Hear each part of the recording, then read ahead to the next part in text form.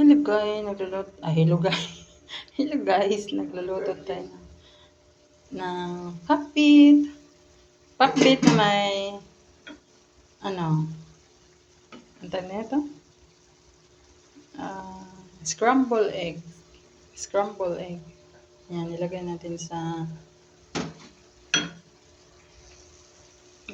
mamaya-maya. Luto na. Luto na ang gulay guys, kaya pwede na siyang ilagay.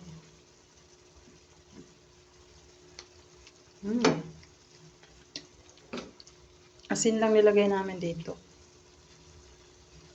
Hindi na siya lagyan ng hibi? Ayaw na. Nag-iwas kami sa tuyo kasi may naramdaman na sa katawan.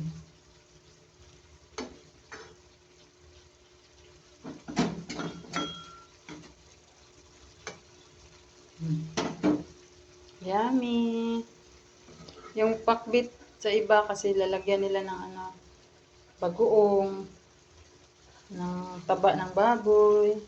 Sa amin, simple lang. Scramble egg nilagay.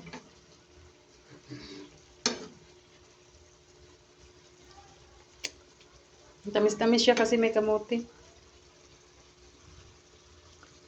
May kamote yan siya guys. Kamote niya yan.